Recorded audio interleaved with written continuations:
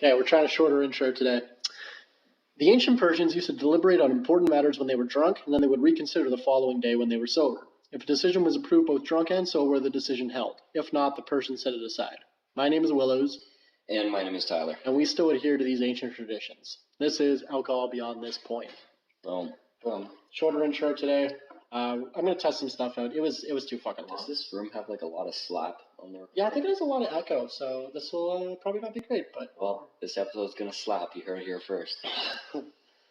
Double entendres and Appleton Estate. Here we go. Yeah, so we are doing a new segment on the podcast because last episode, episode 11, we were very intoxicated, and I actually really liked how the debate turned out because I was actually getting mad about the UBI thing.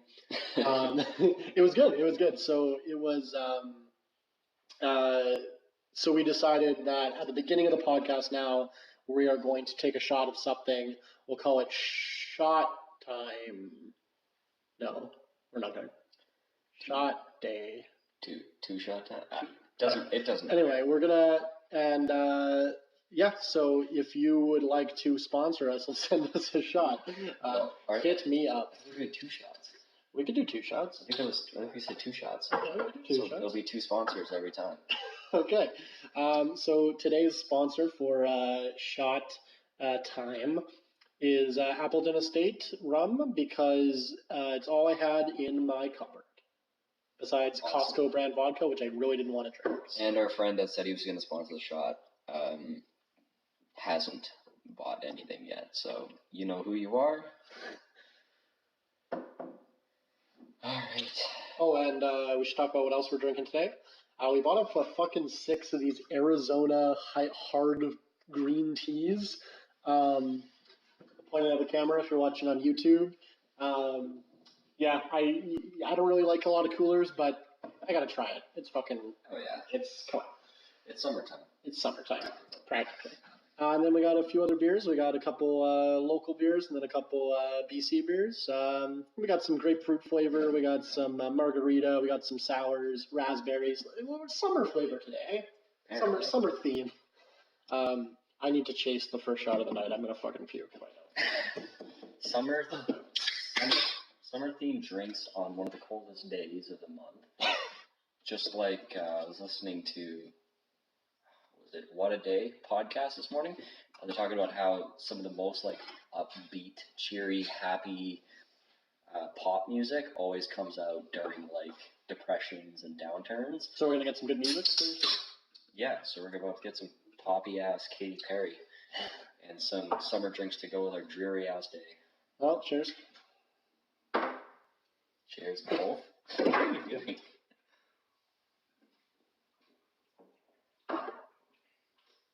Pretty smooth, actually.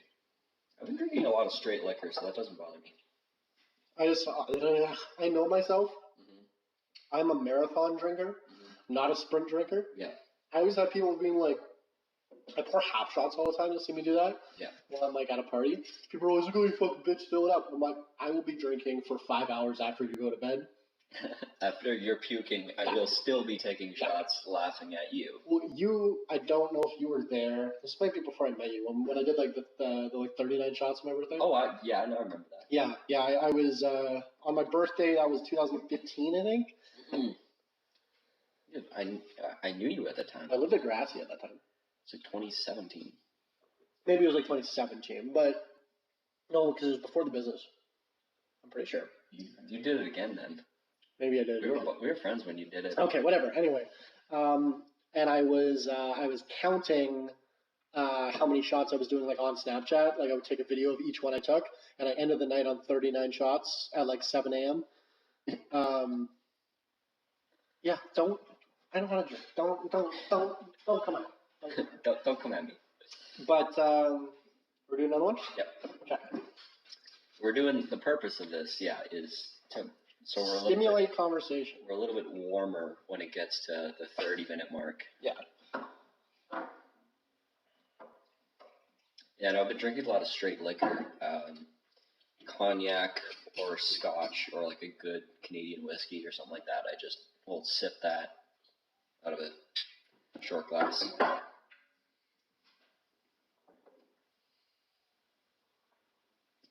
It's not great. See, well, I appreciate a good cognac, a good whatever. I'm a beer or wine drinker, through and through. I've been switching to hard liquor because I'm trying to drop the gluten as much as possible. Okay, fair. All my products are gluten free, so. I was drinking beer heavily because I'm like, I want to gain weight. Now I'm like, well, I got it, so now it's time to get lean. That's funny. So what's going on? You, I think we talked about your business. Yeah, we definitely did. Yeah, we did. That's why we had this on the last episode. That's why we had the bottle of cognac, because we were celebrating that you started the business. No, celebrating to quit my job. Oh, well, tell the folks at home about the business you started. Yeah, between that episode and this, 2 weeks, whatever. Yeah, whatever it was. Yeah, so was out to basically just go into contracting, fall back onto my old skill set, because I know it's, virtually no cash to get started. Quick startup. It's a service. I mean, it's not like you gotta invest 60 grand to get it off the ground in 12 months, like fast cash, right? So yeah, I got a job. I was the next morning. Yeah. I was going to make up business cards, put up a website, like just do the basics so I could go and start talking to people and, have something to fall back on, legitimize myself, right? Yeah. The night before I was going to do all of that stuff, I get a text message from a buddy. He's like, hey, you do tile, right? I'm like, yeah. Where did you hear that? Just out of the blue. Yeah.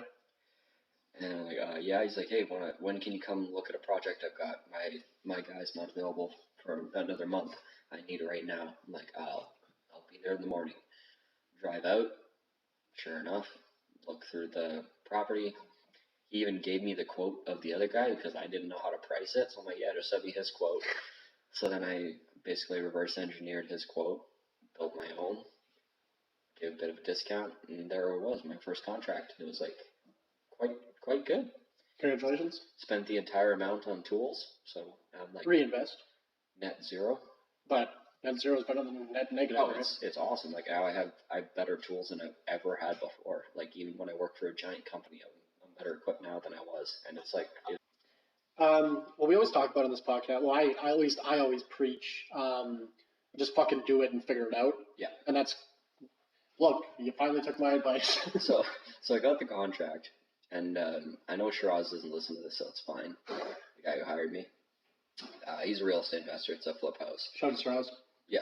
No, it's amazing because I've got all these connections and people that like trust me and endorse me, right? You've worked in real estate how long? And I fucking tell people you built my bar for me.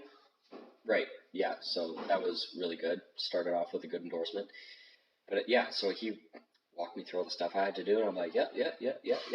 Okay, great.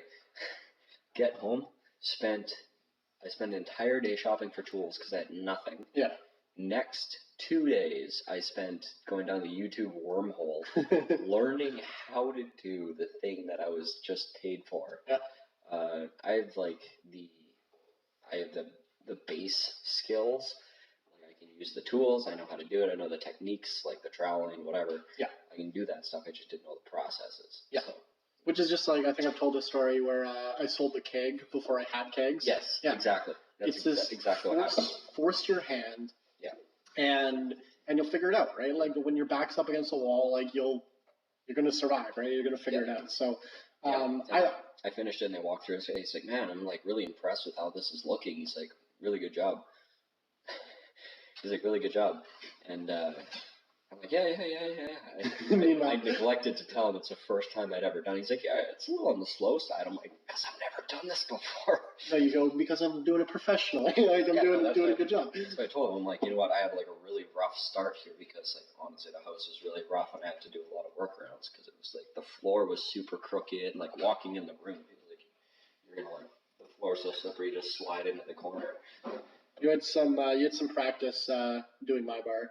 That floor is so crooked. It's so bad. I didn't have to tile it. That's true, yeah. Well, I have to tile this one and the walls. That's why they call you Tyler. That's why they call me Tyler. You have a business name yet? Nope. You just made, well, I won't say the number, but you made more than a few $1,000s this week, and you don't have a fucking business name yet. No, I was going to. Yeah. Got busy making. Got busy making money. Yeah, that's what I preach, man. It's just. Probably gonna do something along the lines of Bergen Developments. I'm just gonna umbrella everything under because my. I think Tyler's tiles, like some sort of pun. Tyler, like with an I. Tyler Bergen is just, but it's tiles.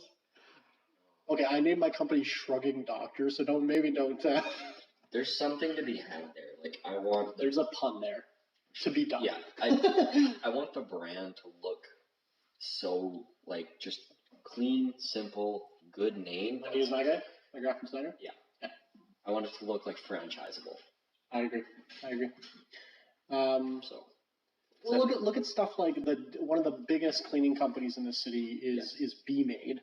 Yeah. And that's a fucking dumb little bee. Yeah. Bee Made. Maids. Look, 2 men in a truck. No. Seen that branding? Yeah. It's like literally like red crayon on white background. Yeah. No. Bee Made's the honey. What am I thinking of? Bee Clean. There you go. Bee.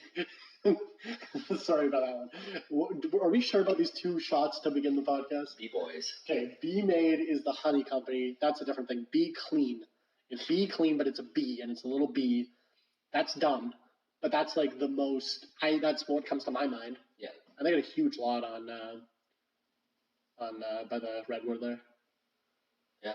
I used to do for 500 cars. Anyway, yeah, like Tyler's. Tile makes a lot of money. Like you can getting 6-figure contracts is perfectly everyday ordinary when you start getting into commercial works. Yeah. I gotta look into licensing and whatever. But is that your goal? Do you want to go into like?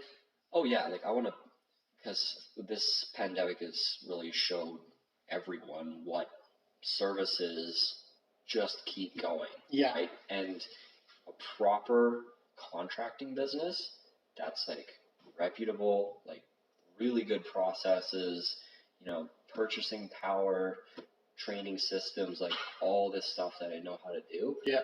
If I just roll that all into this, like there's no reason I can't turn it into like a 7-figure cash cow. Yeah. I completely agree with you. Very simple business. And I think all your experience in real estate really lends itself to help you here. Mm-hmm. I've seen you work. It's what you're good at. I'm proud of you. We finally got you in to do a paid gig at my building. Yeah, explain kind of how you sold that one to me. So I have had time. If you're a first-time listener or you haven't listened to the whole thing, Tyler's done a lot of free labor for me. He pretty much built my entire bar. I wouldn't say free. I give you like unlimited wine that you could, as much wine as you can drink, and yeah, but I mean, and I've helped you move and okay, whatever. Yeah. But you know what I mean. There's been some trade. You're using my van tomorrow, for instance. Yep. Anyway, but there's been some trade, but for the most part, you've done a lot of work and given above and beyond to us for free. And you were supposed to come help us for free next week. We're setting up my pallet racking in the back of the warehouse. I was going to get you to come help for free, the same situation. But then you started the business. I talked to my partner. I said, you know what? We should give him a good, reward good behavior. What did I say? It was like positive reinforcement is what I said. You did a good thing. You started a business. I want to reward you for that, so we're going to pay you. Also, you just so happen to have disposable cash at this point, which you've never really had before. So a good segue. Yeah. I wanted to talk about we've kind of COVID kind of put an end. COVID. We'll see how much longer this goes. But right before COVID happened, right before we closed, we got like a $27,000 purchase order that paid out and everything, and it was like. We paid all our bills, we paid everything, and we still had like a fair amount of money in the bank, and I'm talking like over $30,000. And I'm like, wait, I asked my partner, I'm like, do we have any checks written? Do we have why do we have all this money? He's like, man, I don't know. We just we paid all our bills, we paid rent that month, we paid whatever, paid everything, and we still had a ton of money. And I'm like, okay. Well, let's start looking to pay off the credit cards and pay off the PO financing and pay off all this. And we paid off our long-term debt, and we still have money in the bank. So What? And then better financing, more financing. Yeah, well, and then because one of the fucking problem was I'm paying between $800 and $3,000 a month in interest in fucking short-term loans. Yeah. Because I'm taking all these short-term loans to finance my purchase orders just so I can get them out the door, and I end up paying half the money I'm borrowing, or half the PO back to the money I'm borrowing. Yeah. And it was like a perpetual cycle. So literally just getting rid of that kind of debt and having something to fall back on, like quite literally increases my income by like 20-30%. Like it's fucked. Yeah, well, that's your interest rate off your bottom line, which is incredible. Oh, incredible. So, and I don't know if I told this story on here, but moral of the story is fuck banks. But we got our first credit card for the business through Rogers, the phone company. Yep. Because the banks were like, oh, you need more money, you need more better personal credit, whatever. Rogers is a cell phone provider, like AT&T kind of thing in America. It's Rogers here, and they started a bank, and so my partner was like, his fiance was getting their phone fixed or something, and the guy's like, yeah, we started the bank and we need clients, so they're pretty much approving anyone. So we applied for business credit, got a $10,000 fucking credit card from Rogers. Yay, capitalism. Like, fuck banks, honestly. Like, yeah. Banks I hate them. Like, 2 years. Like, no, okay, I've been in business now for 3.5 years. I've been turning a profit for 1.5 years. We're doing hundreds of thousands of dollars of sales. And they're like, well, you gotta show a better balance sheet, whatever. And then we come back with a better balance sheet. And they're like, well, your personal credit's shitty. And I'm like, yeah, my personal credit's shitty because I spent all my fucking credit getting my business to be profitable. You want the balance sheet. Like, it's just, and it's like, they tell me to fix something, I fix it, come back, they keep moving the goalpost. Yeah. I fucking hate them. Yeah. And like, we had a meeting, you weren't there, but we had a round table that we went to, my partner and I and a couple other entrepreneurs that we attended with the credit union association. Oh, yeah. And they were like, we personally were, but I said a couple things, but everyone in the room was just leaning on these fucking guys. Like, they're like, because they feel like, oh yeah, we do pretty good business lending for small businesses, better than banks. Haha, we're credit unions. And everyone's like, no, you're shit. Like, just you're worse than the big banks. And then we're literally like, hey, should we stop fucking? And they're like, no, this is what we're here for. Like, we're trying to get better. And we're like, yeah, fuck you. We weren't dicks about it, but we were basically like, you're useless. Yeah. And they were telling me like, banks' loans to small businesses are down like 50% in the last 5 years. Like, they're loaning more money, but 50% less to small businesses. Like, they're just so risk adverse. They're just lending to big companies, and it's that's the thing with, I don't know who makes these decisions. Obviously, it's macroeconomics. Like, for example, I forget what his name was. One of the head commercial bankers for RBC here in the city was saying how they always change between what they are greenlighting for lending. Mm-hmm. In certain categories, they just greenlight everything, and then that will change the next year. For that same thing, you'll get greenlighted for nothing. Yeah. So for 3 years, every business could get approved for financing for leasehold improvements. Yeah. Anything you wanted. You want $200,000 for leasehold improvements for a new office space you need? Sure, great, approved. Yeah.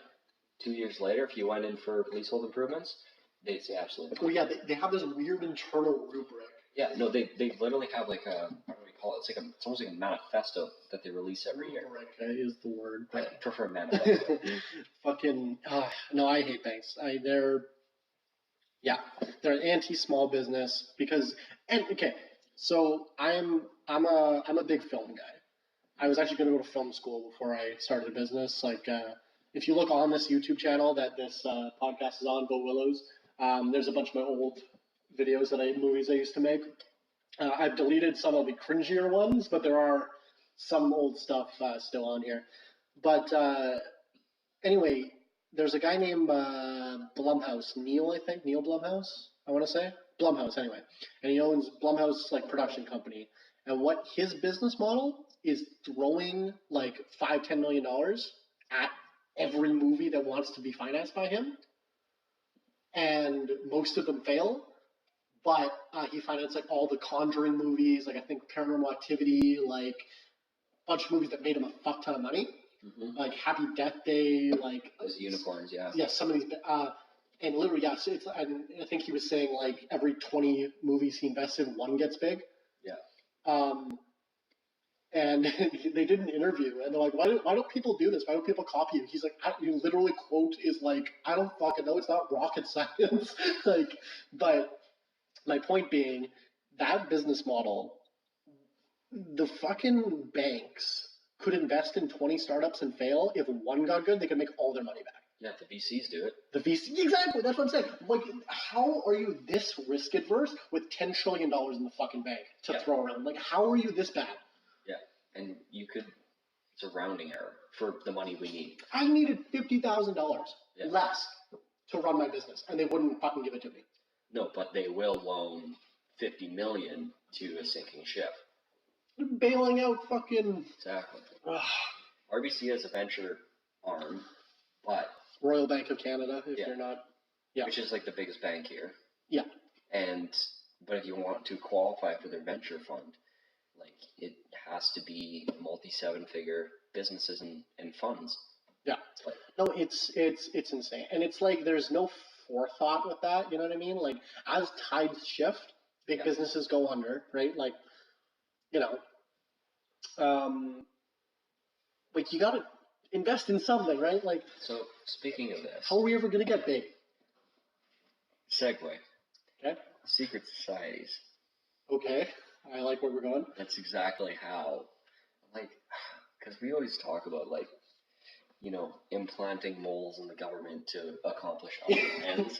And I won't be any more specific than that, but if you know us, you know exactly who, when, and where. But, like, that's, like, there's already people doing that, and really well. And secret societies are not so secret. But, like, what we lack between where we are and where that is basically goodwill. Yeah. And reputation. Clout. Right. But like you still need goodwill between people even if you have a big reputation. Someone doesn't owe you something just because they respect you. Mm-hmm. So that mutual commitment to doing something for each other, that only comes from something like a secret society, right? You kind of get where I'm going, right? Where are you going? So, we started Illuminati 2. Correct. So we started Illuminati 2 is what you're saying. Instead of endeavoring to do it ourselves, perhaps there's a better way. Okay, so I think I know what you're getting at now. We get somebody in the investment banking business that we like. There already is somebody there. We just don't know. We just need to like control which club he's a part of. Okay, so we need to like join the same Illuminati as the guy in the investing group, and then he'll invest in us. It seems like a lot of work. It's probably less than starting from scratch. Well, I'm already started from scratch. I've never done it. Yeah, no. When you hit a certain point, they call you. That's true. Well, I want to start. I think we've talked about this before. I want to start like an entrepreneur's bank. Like we have a entrepreneur's bank called BDC, like Business Development Bank of Canada, that's specifically invests in like small business and stuff like that. But I want to go like even smaller. Like the kid that wants $5,000 micro business loans. Micro business, like super small.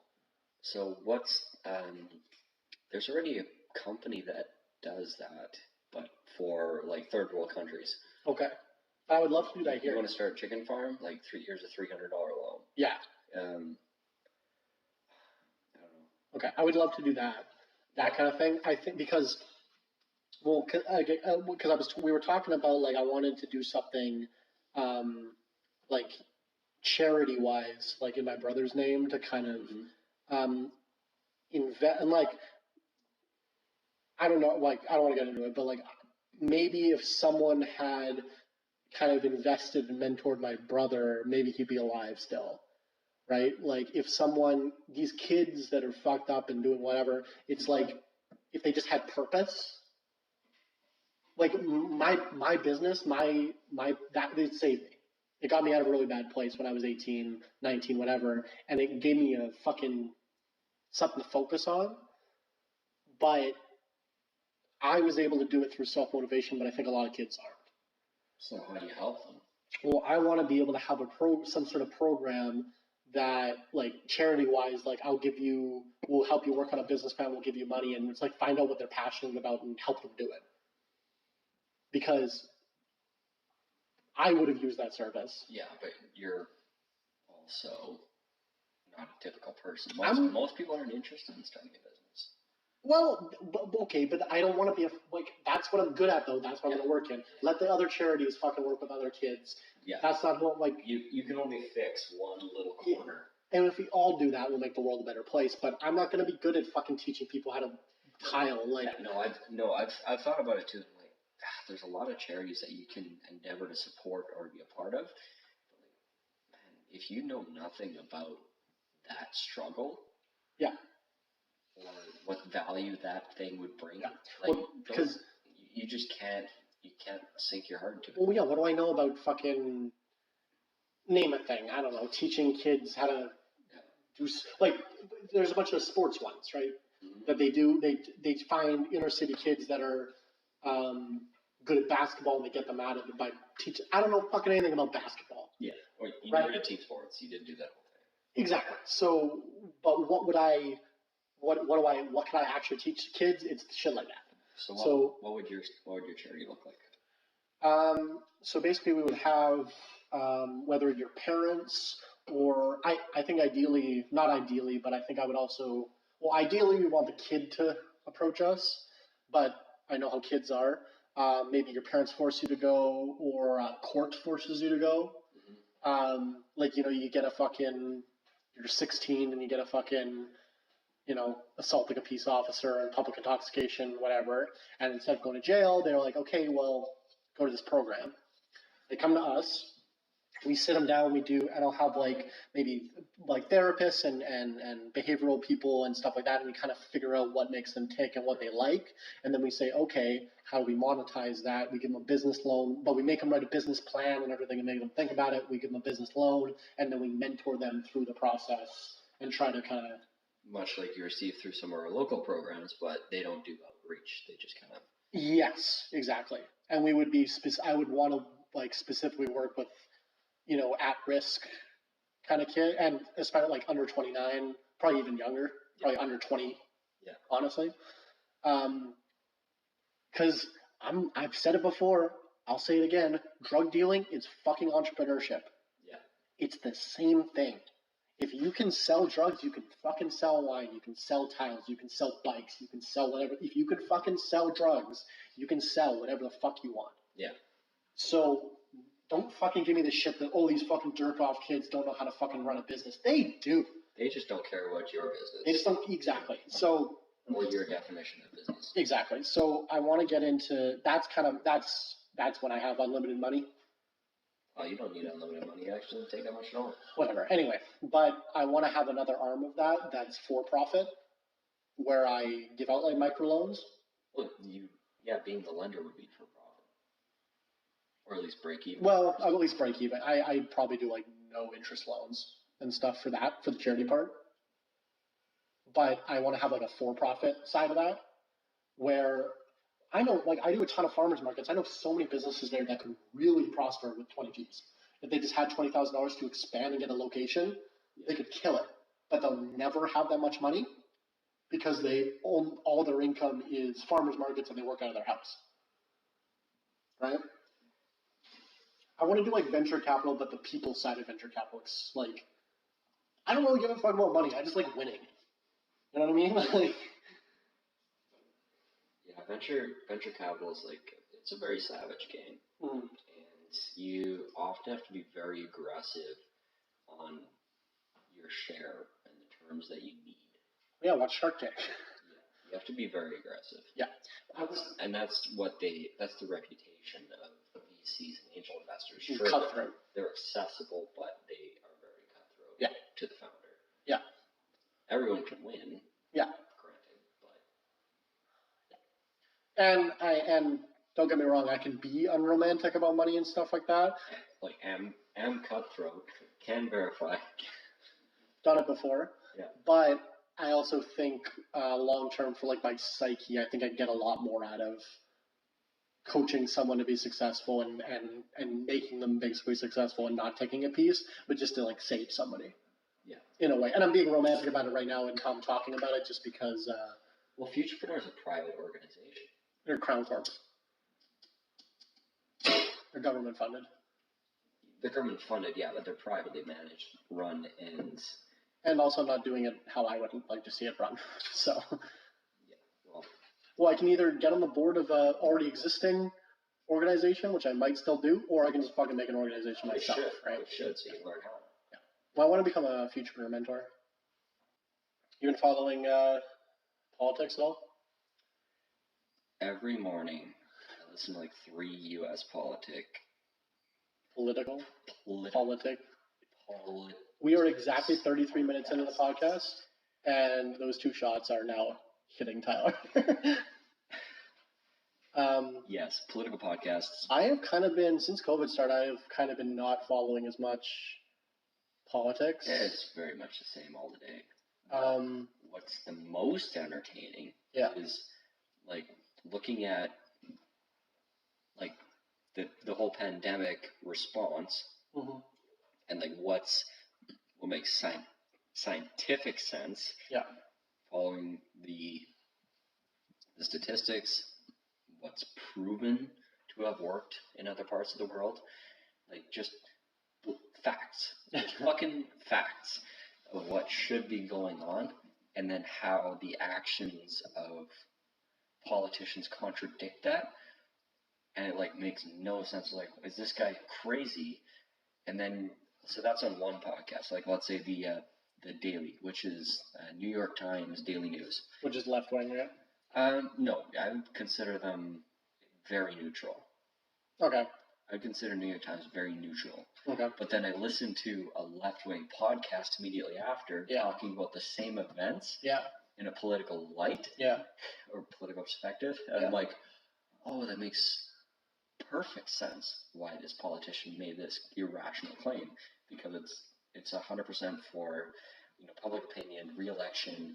And What are you talking about? Like mostly the reopening states thing? I'm talking about right now is Trump administration handled the initial pandemic response really badly. Okay. Like literally just fucked the dog for 5 weeks. Okay. And now they're suffering horribly. So, and they're trying to bounce back in the same time period as everybody else, but they're suffering way worse because they responded late. So, flattening the curve, but you're way up on the fucking curve. Yeah. So they're trying, the longer you wait, the longer you have to shut down. Well, they're trying to not do that. So, because everything's going poorly, the economy's even worse. Yeah. They don't want to take ownership. Yeah. Because, election time's coming up. Yeah. They need to recover the economy because the only thing that they have going for them is that the economy was good. Yeah. Now that that's gone, their one excuse for being in power is gone. Yeah. So now they're like, okay, economy's in the shit. Pandemic's beating the crap out of us. So what do? We have to blame China because we can't blame ourselves. Yeah. So we're in the shit because of. So they got to pass the buck. So right now the narrative is this came from a Wuhan lab. Yeah. Is that what Trump's saying? Yeah. Oh, God. So that's like, because this started as like one guy said it, now it's being repeated. Because we talked about this on, I think, episode 9. Yeah. We were talking about conspiracy theories with COVID. And now Pompeo, I don't know, what the fucking name is, Secretary General, said there's, quote, enormous evidence that this came from a Chinese lab. Funded by Bill Gates. Probably. So they are saying it's from negligence, it's not a bioweapon. Right, no, it's not a bioweapon. Okay. It's not an engineered weapon. It's just negligence of like, oh, this guy like had it on his shirt. Mm-hmm. Or they disposed of a test animal that got like bitten by a bat, which passed it on to the meat plant, whatever. Like, that's very likely. Like, the fact that there's a coronavirus, super laboratory, human... in the place where this originated from is kind of too hard to be a coincidence kind of thing? Exactly. Okay. But they can't prove it unless they can actually do forensics inside Which the they're lab. never going to be able to, China's never going to let anyone in. Exactly, because instead of saying, hey, let's figure this out together, Trump's like saying, it's your fucking fault. And like, there's no sense of cooperation. He kicked out all their journalists, and then China kicked out all the U.S. journalists. In a different world where we all cooperated. They're just escalating tensions for the sake of the election. Yeah. Which is, okay, maybe here's a debate topic. Sure. I fully believe China's going to win whatever this battle is going. This power struggle of U.S. dollar versus the world. Sure. And China trying to dethrone them. I completely believe China's going to win within their lifetimes. Well, what does that look like, though? Or there's going to be war. I think we're kind of at the point where we're beyond thermonuclear war. Like, I don't think... But think about it. If the U.S. dollar gets dethroned, where it's like all the world banks use the U.S. dollar for their debt. Yeah. Everyone buys and sells oil on the U.S. dollar. Yeah. Everyone buys and sells stocks. It's undisputably the king right now. Yeah. It is. Everything. But if we all switch to the yuan for that... Or whatever they invent. Well, it could be digital. It could be anything. Yeah, you hear they're talking about doing a digital currency backed by the U.S. Treasury or whatever. Right, because they hold so many U.S. Treasury bonds. China. Yeah, if they chose to sell redeem them all. If they chose to sell them. Yeah. Or they literally have the U.S. currency by the balls, and they could at any moment crash the economy. But they don't, because they sell so much shit to America. Well, I would argue because they aren't ready to pull the trigger yet. Okay. When they are ready to pull the trigger, though, it's going to be a sequence of events as fast as this fucking coronavirus. They're going to pull the trigger, and all of a sudden it's going to flip, and they're going to be on top. And US, what does that look like, though? U.S. is going to have nothing but their massive military. What does that look like, though? Their world dominance. What does that look like? What do you have a country that has the most powerful military in the world, but no longer respected as being in charge? You're gonna start fucking with people. So if you have the biggest gun, but you're not in charge, you're gonna force yourself to be in charge. You're gonna wave your fucking stick. Mm. You're gonna swing that stick. I don't know. See, reason I believe this. Yeah. Here's what I found. Fundamental reason. U.S. plays a 4-year or less, probably 2 years. In term of your election. U.S. plays a 2-year game. Because either you just got elected or re-elected, and you're, quote, riding that wave or fulfilling those promises. And then by the time that wears off, you're already gearing up for the next election. Next cycle. Yeah. So they're on 4-year, or let's say 2-year, vision plans. But the way China's structured with their... China plays 20 years, 50 years. Okay. 50 years is a blink in the history of China. If you start looking at, like, these articles from, like, the 90s and stuff, it's like China's, like, economy is agrarian and you know, based on farming, and they're not doing any exports and stuff. People don't realize how far they've come. Electronics were made in Japan, not China. Like when I was a kid, like 20 years ago. Like, and made in China used to be like, oh, this is cheap shitty. Made in China now is like the gold standard. Like number one, the gold standard. Number two is like, oh, we better not buy that because they're getting too powerful. Yeah, I guess we were never worried about China like overcome. Like, you know what I mean? Like, it was always Russia, right? It was always Russia that was like the enemy of the state kind of thing. And now Putin is under is fighting a 3-front war, and he's fucked. Well, him and China are pretty much on the same side, though, for a lot of these political things. But Putin himself is fighting a 3-front war. He's constitutionally challenged. Yeah, I never people hate him, and oil prices are crashing. Oh, yeah, I guess that's one of... Those 3 things at once right now. So, I'll take your word for it now, recently, but the last, like, maybe 3-5 years ago, I had a couple friends that were from, like, Russia and from Ukraine, like, people I went to school with. Yeah. And the media, like, they watched I watched the news here, and they always said how fucking shitty Putin is. Everyone I actually talked to from those countries loved him. Yeah, no, that's the thing, though.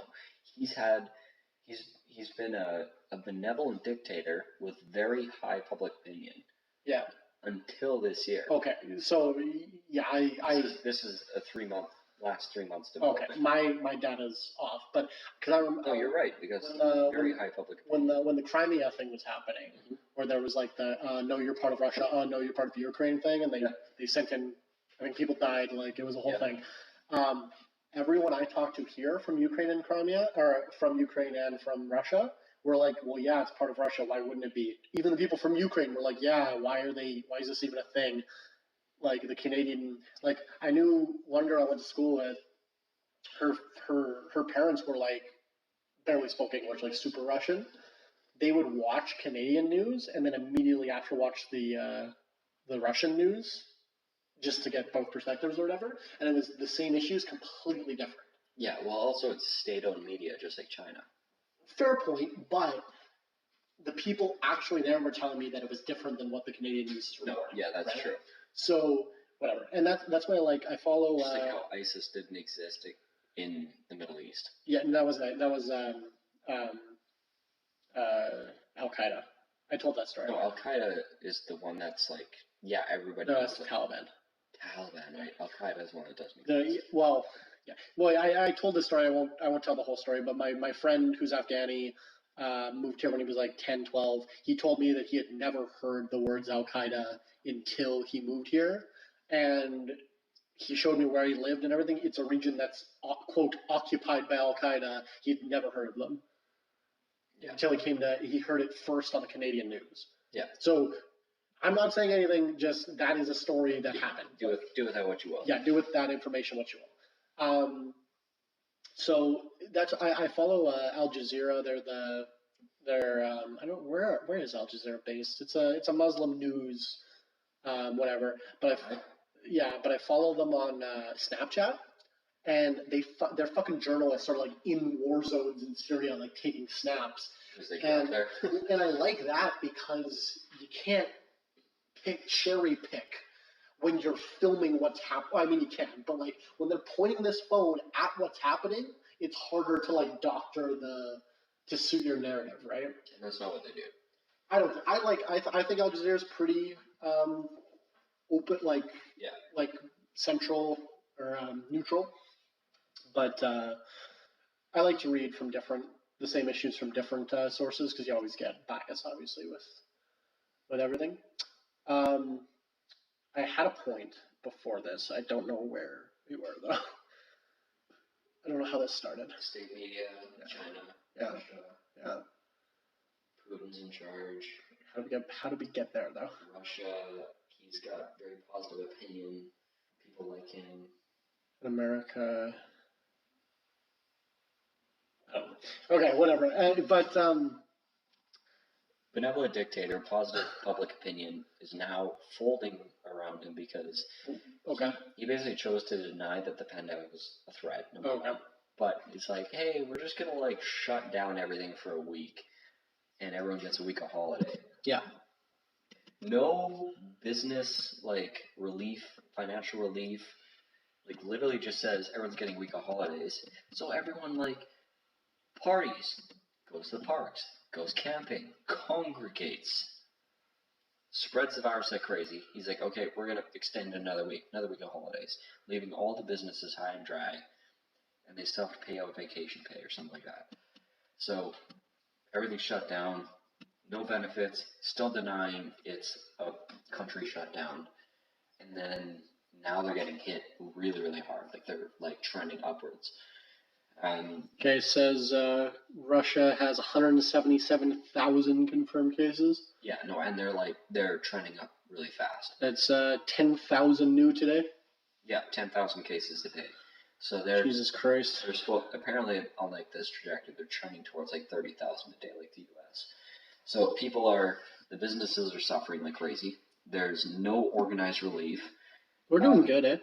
We're doing very well. China had one new today. Right. I don't believe that for a second. See? Misinformation. Yeah, like apparently every hospital outside of Moscow is already fucked. Yeah. Which means they're going to be beyond fucked. So, Canada is doing okay. Very well. Manitoba specifically, where we live, we're down to 30 cases total. To the point where I'm from, most people don't believe that it's even real. Which might make another spike, but we're down to like 30. We have no people in intensive care. There's only 5 people in hospital.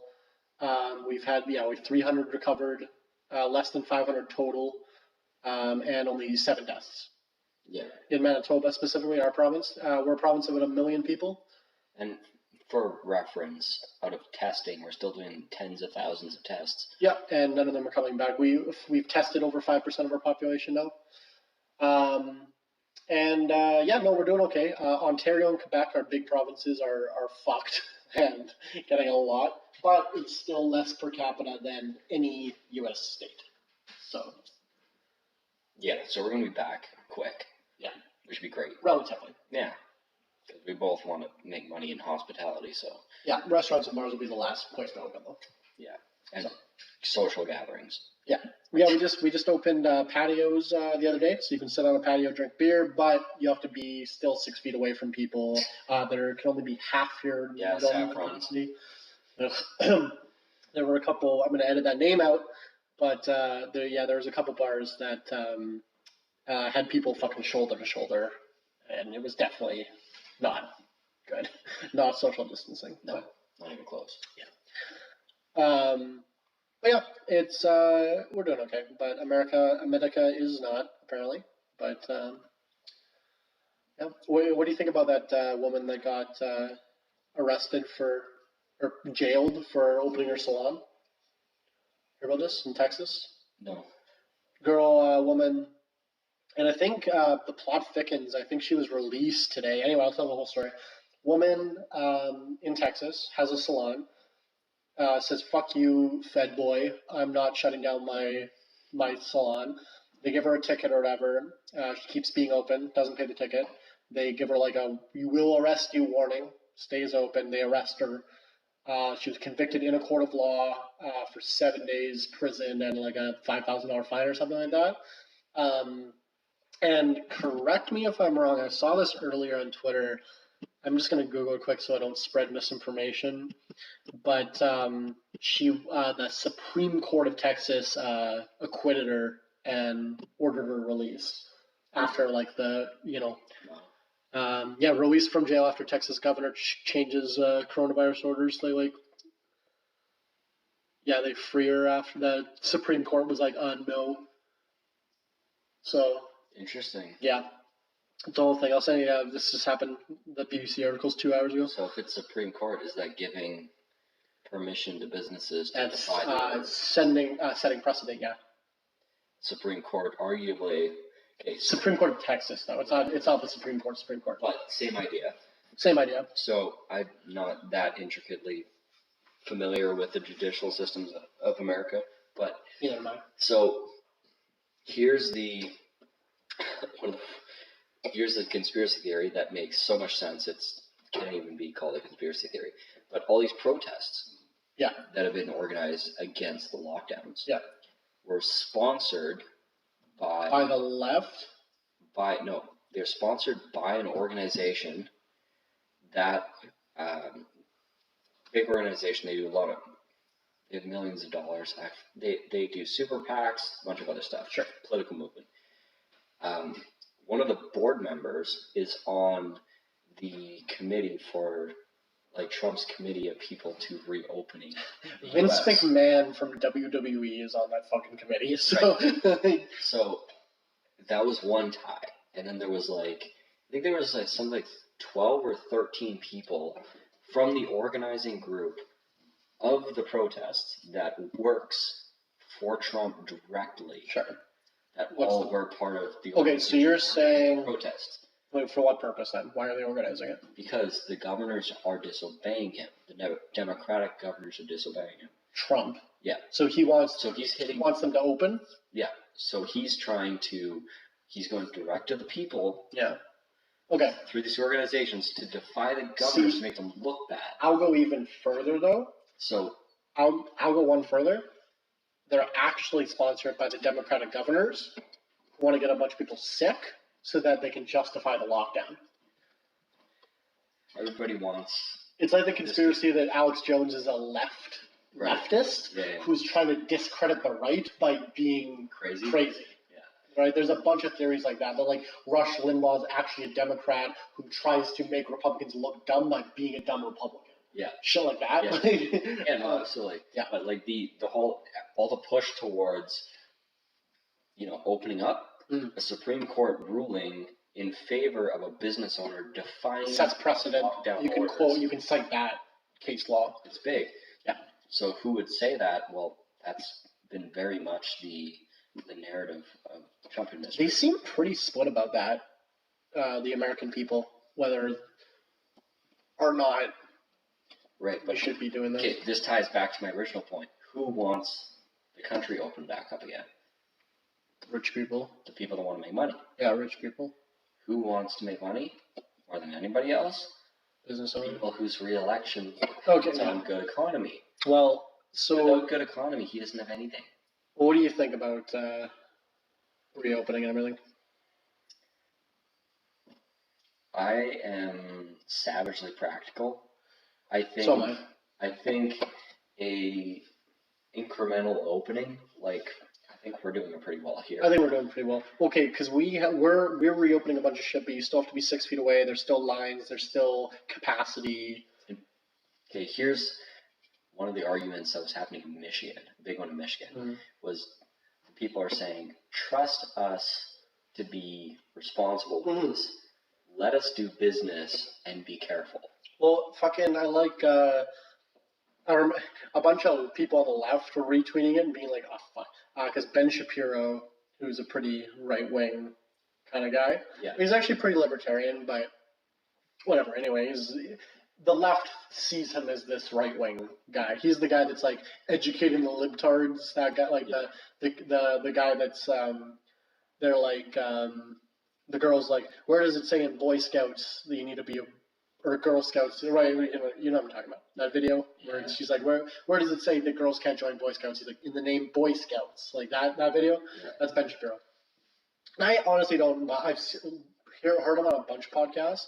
He's actually pretty libertarian. He's just like super anti-abortion and stuff like that. He's really religious. He's a hot issues, right? Yeah. Anyway, but he tweeted, if you're gonna be protesting to open the business, go, wear your masks, be 6 feet away, show them that you're responsible enough to run your business. Right. And fucking the left was retweeting it on my Twitter, and they're like, fuck, why do I agree with Ben Shapiro? Well, 95% of the protesters are all like, I'll drive by the Capitol in my car, honk my horn, and go home. Yeah. And then you have, 200-300 people that are just like, I'm going to take the liberty of putting on a bulletproof vest and flexing an automatic weapon, walking around with no mask in a crowd. Yeah, but that's what the media reports on, right? Right. No, it's that marginal amount of people. Because I think there's people on the right, on the far right, that are basically think this is a bunch of bullshit, like the virus doesn't exist, it's a 5G towers, whatever it is, right? Yeah. So that's why they're protesting, but I don't think anyone... I know people that think that people that like the left thinks that people that want businesses to open are like, oh, you care about money more than you care about fucking people's lives. Yeah, no, it's not like that. People have this. It's binary. You either want to murder people or you want to make money. Yeah, but in reality, why is it safe to go to Walmart, but it's not safe to fucking? There's a kid. I think it was in Toronto. They got ticketed for fucking playing basketball by himself. Yeah, because he can't be in a public space. So there's this kid by himself playing basketball in a park. 2 bylaw officers come up. So now there's 3 people fucking right beside each other and try to arrest him. And they're like, where's your ID? And he's like, I'm 16 and I'm playing basketball. I don't have my fucking ID on me. Like, I don't have ID. So they call 2 cops. So now there's 2 cops, 2 bylaw officers, and this kid within fucking 6 feet of each other. And they make this whole thing for this kid. And it's like, there's a certain point where you don't really care about people's safety. No. Right? Like, you're just making a point. Yeah. So... Make an example of a kid. Yeah. Yeah, no, so I think there's definitely a compromise where we can open... Because what's the point of social distancing is you are trying to create behavioral change. Yeah. I would argue that change, that impression, has been well made. They're actually talking about the fact that the behavioral change might be so significant that even if everything went back to normal, it would take a while for people to behave normally. I don't think we're going back to normal. I don't think we're ever going back. Right? No, it's like it's going to take forever to recover. Yeah. Even if you lift the restrictions, people aren't going to just. Sure, on the fringes, some people are going to be stupid about it, Of course. And they can, spark the wildfire. But if everyone else is being super careful, I don't know. Well, like my industry, natural selection's a thing. My industry, for instance, all the breweries and everything, we all closed without a health order. Most of our province did. Every single one of us in my industry, all the breweries in Manitoba, we all closed our bars before the public health order came down, like 2 weeks before. Yeah. Voluntarily, because we didn't want to get people sick. Yeah. That wasn't government ordered. We just did it. I think I've made this argument before that people are mostly good. I think people are also mostly smart. Maybe not smart, but have common sense.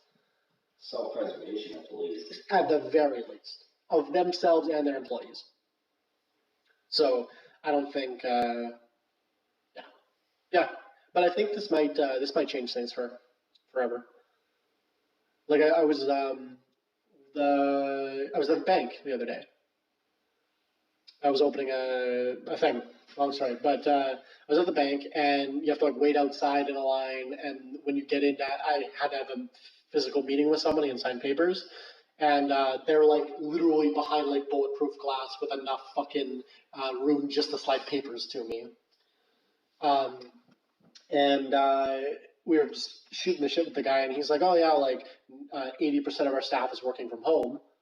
And he's like, "Yeah, we used to have weekly staff meetings. We haven't had the staff meetings in 6 weeks. Nothing's changed." He's like, "Why are we having these staff meetings?" He's like, "We're probably not going back. We're probably not having them after COVID's done." Yeah. Right? And all the breweries in my industry started doing home delivery and stuff. Yeah. I think a lot of these customers are going to be like, "Why was I going to the store? Why wouldn't I just get delivery?" Right? Permanent behavior change. Yeah. Retail? You thought retail was dying already? Now it's going to fucking die. It's super dead. Retail's dead. Bars will never die. Bars, clubs, festivals will never die because humans are social animals and they need that. But the ones that exist might very well die because we can't be open. Yeah. I was reading an article today. Shout out Mark Heiss, owner of Rebellion Brewing. We've had his beer. We've talked about it in the past. I think you listen to this. Shout out Mark if you're listening. You've been campaigning for the. Now I'm talking to him. He's been campaigning for Saskatchewan to temporarily end their beer taxes and levies and stuff, because I was reading the article. It was 40 to 60% of beer sales that these small breweries are doing is through restaurants and bars. Yeah. So even increasing your delivery sales and takeaway sales isn't making up for what you lost. No. Right? So they're campaigning for temporary relief or whatever, but they were saying 20, 30% of the breweries they talk to don't have 6 months of expenses. They're just going to go fucking they're just going to go bankrupt and just go out of business. That's fucked to think about. I read an article a week ago. It was 6% of businesses don't have rent. Think about that. It's got to be worse than that. Now, that was of respondents to the survey, obviously. Yeah. But, think about if this goes on for another, 6 months or whatever. It's we could lose 50% of businesses. Restaurants, bars, they just go under. So, on the housing market side, because that's what I'm paying most attention to. Yeah. The typical number, I think it'll be a lot faster this time. So when interest rates crash, it creates it falsely inflates the demand of the market. Okay. So You basically falsely inflate the activity. Because there's more, when there's more demand, interest rates go down? Right. Typically? Right, because people... I'm trying to understand it. Right, so people currently are just coming off a time of prosperity. Because if everyone's buying, interest rates go down because more people are buying. No, interest rates go down because the economy's going down, right? Okay, yeah. Because of the pandemic, right, and crashed the interest rates. But people die when, or people buy when interest rates are low because it's a good time to buy. Exactly. Because I can get a mortgage for fucking 3%. And because they just came off of 10 years of prosperity, they feel A, confident, and B, good time to buy because interest rates. So you have two factors. Mm-hmm. But when good times then turn bad, it hasn't sunk in yet to people. Like they think it'll go back. Your sense of invulnerability is still there. Yeah, they think it'll go back immediately. Exactly. Right. But then when it doesn't, now you have an even harsher whiplash effect of the artificially inflated interest and activity in the market. Yeah. So last time the market crashed was about between 2 and 3 years after interest rates were cut. This was a 2008 crash? Yeah. So interest rates are cut drastically. Yeah. Market was strong. 3 years, luck ran out. So in this case, I'm predicting it'll be a lot faster. So 12 to 18 months. Because pandemic. Right. And it's just everything is faster, higher velocity, more dramatic. Like 12 to 18 months from, say, January. So January to June of 2021, housing crash. Okay. Like I'm talking fucking cataclysmic. I'm gonna buy a house. Nobody's gonna have money. I have money. You're gonna have money because you have a recession-proof business. Yeah, because you have to drink when you're in a recession. Otherwise, how are you gonna survive the recession? You're not. Exactly. You have to get around. So here we are. Shrugdog.com, shrugdoc.com. But there's gonna be huge transformation of wealth because it's gonna crash. Yeah. Fucking badly. Yeah. And if it doesn't, great. I'll be happy to You'll be happy to be wrong. I'm never gonna say, oh no, the housing market didn't crash. So mad that the market's doing well. No, like happy if I'm right, happy if I'm wrong. Yeah. But no, it's not. Want to go halfers on a house if absolutely. Down. You better. I'm down. You better throw that money around. 100%. But right now, I'm doing the tile work. Yeah. Getting the commercial stuff. But with the expectation, I have about an 18-month window that I can bank up cash and get ready to, weather the bottom. Yeah. Because it's fucking coming. Because 2008, financial crisis was triggered by Greece going bankrupt. Also all this fuck restaurants going all these subprime mortgages and stuff. Fuck restaurants going under. We're talking about countries. Yeah, going bankrupt, yeah. When countries go under, and those countries are primary oil suppliers. Yeah. Trade routes. Yeah. Descending into civil war. South Africa. Yeah. In big trouble. Right now? Nigeria. Big trouble. Okay. I gotta start paying attention to more of this shit. I've been really focused last time. They're oil dependent economies. Yeah, Nigeria is definitely. I don't know about South Africa, but South Africa's they're. So let's say 3 countries with critical supply to the rest of the world get into trouble. Sure. Or even, of oil. Right. Of oil, or let's say they go defunct on their loans, cause distress for somebody else.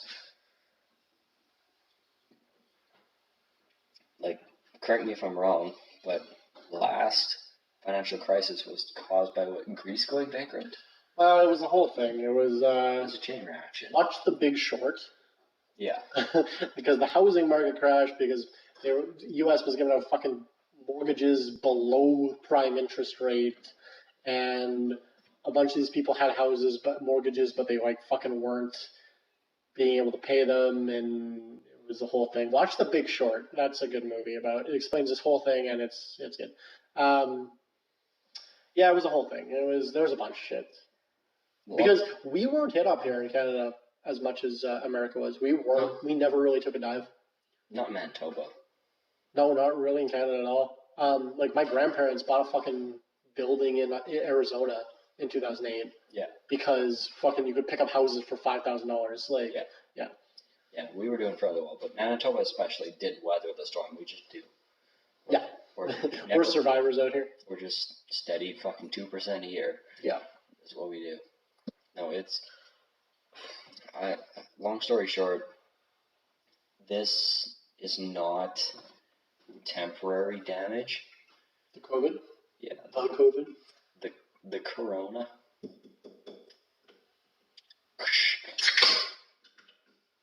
The ripple effects are going to be the study of our children. Yeah, I don't disagree. They're going to be like, what did you do in this period? Yeah. Great fucking question. Yeah, it's like, and I keep telling people keep asking me, are you going to be okay during COVID? Like, is your business going to be okay? I keep saying, like, I have no idea. I say unknown. Like, before we can see all the effects, we need to, like, take a step back. You know what I mean? Like, I think, well, it's early May of 2020 right now. So if you're listening to this in the future world, you can contextualize our knowledge of this day, because maybe coronavirus starts infecting murder hornets and makes them giant.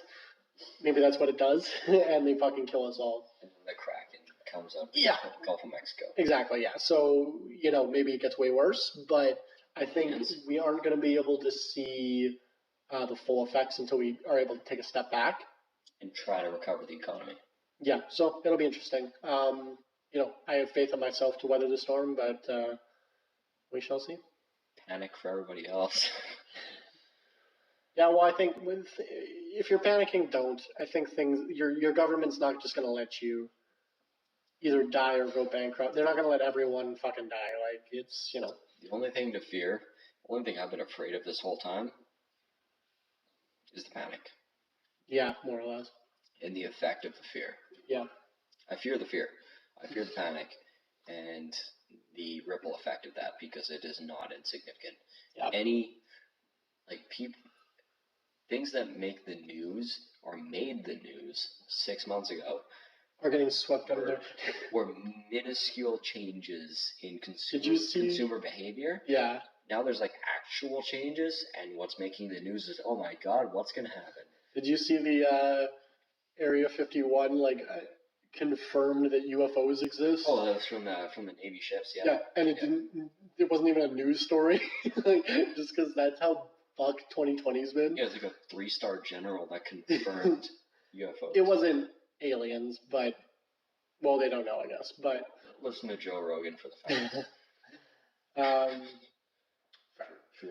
Truly. Congratulations, Elon Musk and Grimes on their the birth of their beautiful baby boy. Kyle. AI. What is it? X. AIX12. No, AIXA12. Did I get that right? I think it's it. Fuck. It starts with an X. Okay, XAE, which is pronounced I. Yeah. XIA12. I'm fairly certain. I'm going to double check this. XIA12. XAE12. Congratulations on the birth of your son, XIA12. I think it's a meme. Do you think it's a meme? Well, are you sure though? Man, I keep talking about how Grimes and Elon are perfect for each other. Like, she also thinks the world's a simulation. Yeah.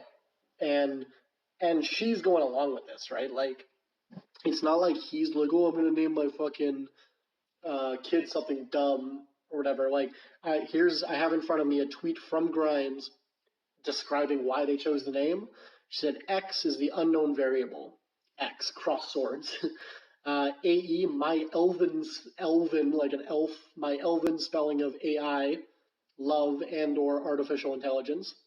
A12, is the precursor to the SR-17. That was a typo. It's actually SR-71, but whatever.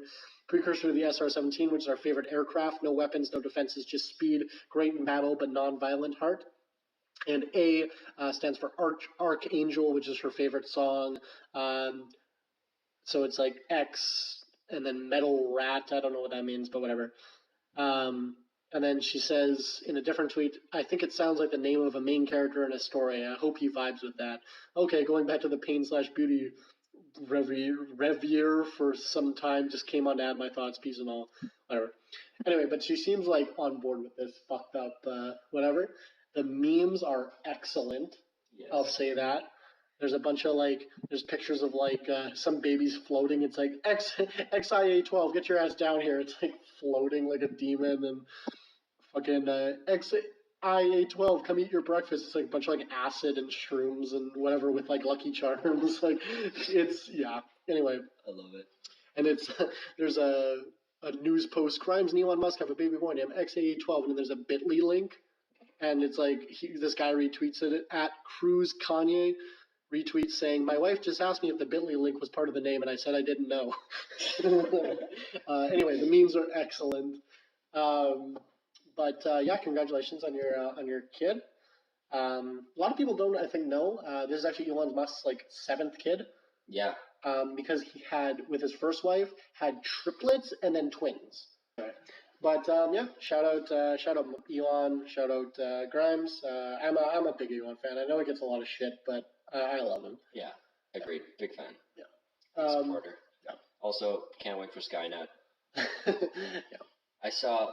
Oh yeah, we talked about this on the last podcast. Starlink satellites.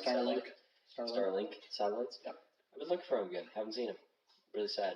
I think he probably turned him off again. That was absolutely a publicity stunt. No, it's not. No, it was. So the solar arrays were turned in such a way that they reflected sunlight very, very brightly to Earth. Okay. Do you know this for a fact, or you just he's surmising? Oh, because I went and researched it right after I saw them. Okay. Or after we talked about it. Yeah. And he basically made a public apology and was like, "Oh, I'm sorry that these things were so bright and obtrusive. We'll adjust the angle of the solar panels, and you just won't see them anymore." Okay, but he did it on purpose, you think? So I absolutely believe he did it on purpose because it made the news immediately because everyone's like, "What is this string of lights across the sky?" People were shitting on them. Oh, he's launching all this shit in space. People don't understand the fucking sheer amount of satellites there are. Well, it's absolutely we have a ring around Earth that looks like the ring of Saturn of trash, of destroyed satellites that you can see from in space. Yeah. There's a fucking ring of trash, of destroyed satellites. Yeah. You have no idea the sheer amount of fucking telecom companies, internet companies and shit, phone companies are fucking launching fucking satellites all the time. Yeah, forget the ozone layer. We got a layer of trash. Yeah, you have no idea. It's insane. But yeah, I think it was a big publicity stunt, and he's turned him off now. That's funny. I don't know. What better billboard in the sky? You wouldn't have to pay for it. Yeah. And everyone's gonna see it. They're gonna be like, "What is this string?" It's gonna make the news. He's gonna come out. And then SpaceX stock goes up. Right. He's gonna explain it. Say, hey, this phenomenon is actually my stuff. I'm sorry, we'll make a minute adjustment to make them invisible. Yeah. There's no way they miscalculated that. Okay. Are you kidding me? Right. They didn't launch those things. I don't know enough to have an opinion, but that's interesting. They disappeared. Do you look? He attacked something in the fucking International Space Station and shit. It's why are we letting Elon Musk do this? Because he can. Don't get me wrong, I love the guy, but it's okay, can I just attach something to the International Space Station? I've heard a lot about people are saying he has nuclear weapons and shit on those, and he's gonna hold the world hostage, being oh yeah, by the way, I have nukes on my fucking satellites. Honestly, he'd be the guy that would just use it as a deterrent against war. I think he's a Tony Stark. People always say that he's a fucking evil genius. I think he's a philanthropist. I honestly think he cares about people. What did Tony Stark build? Was I don't know, man. The dome around the world. I've never seen any of it. I don't know. Marvel. I know what you're talking Marvel, about. Avengers. I haven't seen them. I've seen like 3 Marvel movies. I never got into superheroes. I don't know. I love superheroes. See, I'm a big like Star Wars fan, but like I've given them a try. Maybe I should watch these Avengers ones. I never got into love them. I know zero trivia, so just roast me. You're a fake nerd. I'm just an enthusiast. That's fair. I just wish I had powers. I do have powers. I want to be like Tony Stark in his day job. That's why I like Chris Nolan's Batman series, like Batman Begins, Dark Knight, and Dark Knight Rises. Jack Hascar's bullshit up. Yeah, just like I'm a billionaire who wants to do something, whatever. Like, be rebellious and moody and. I think we were talking. I forgot what we were talking about. I quoted this the other day where in the Dark Knight Rises? No, in the Dark Knight when the Joker, Heath Ledger's Joker, is like, if someone kills Coleman, or if no one kills Coleman Reese within an hour, I'm gonna blow up a hospital or whatever. So a bunch of people are trying to kill him, so they're like taking him through in this armored car, whatever. Anyway, and then so Bruce is like gonna go stop them, and so Alfred's like, oh, should I get the Batmobile ready? And he's like, no, it's the middle of the day, Alfred. That's draws too much attention or whatever, and he like goes, and Alfred's like, oh, the Lamborghini then, much more subtle. He's like whipping a Lamborghini. Fun, but that's also a Lamborghini Murcielago, which is Italian for bat. Fun fact. Fucking Chris Nolan's a genius. I love Chris Nolan. So shit like that. Well, he does it on purpose, right? It's like subtle. Like, yeah, Chris Nolan's such a fucking good writer. He's also Italian, apparently. Chris Nolan? No, he's not. Speaks Italian. Anyways, I think we've drawn out all of our knowledge, energy, on Batman today. Information on Batman, Trump, and the end of the world and the rise of China. So we'll be here podcasting through it all. Be Chinese soldier breaking down our doors, and we'll be like, "Well, I was right." I'm just gonna pivot and start making sake or whatever they. Is that racist? It's not racist because it's a major liquor. If it was Russia, I would have said vodka. So whatever, right? Rice beer, sake. We'll just pivot the business. Anyway, thanks for listening, guys. I appreciate it. We're gonna go to sleep because it's midnight and we have work tomorrow, both of us. And roommates that are really trying to. And my roommate has come in this room twice to tell us to shut up. So let's stop. My name is Willows. That's Vote Willows on everything. VOTEE. I'm drunk. VOTEWILLOWS on everything. What's your name? Tile? Oh, great foresight. Tyler, the _builder. Because I knew this was coming. On Instagram, that's pretty much the only thing I use. So hit me up there or don't bother. And then your next episode, you gotta have a business name. That's your homework. Go. Okay, you're a business. You have 2 jobs. You have to have a business name. All right. Yeah, Alcohol Beyond This Point on Instagram. Alcohol Beyond This Point podcast on Facebook. These are on my YouTube. Vote Willows on YouTube. And Spotify, Apple Music, everything. I was gonna ask one thing of you. So I use Anchor to upload the podcast, so it goes on a bunch of different platforms. It has like a demographics thing, and it shows us like where the listeners are. And we had a few in like weird places like America and stuff that like I didn't know or whatever. If you could like do me a favor and comment on something, Instagram, Facebook, YouTube, anything, and just tell me that you're listening and where you're from, that'd be awesome. I know even if you don't. We like data. Even if you don't usually comment on stuff, please do it for me. Just let me know where you're listening from. That'd be awesome. Anyway, yeah, I'll call you on this point. Thanks for listening. Episode 12, I think.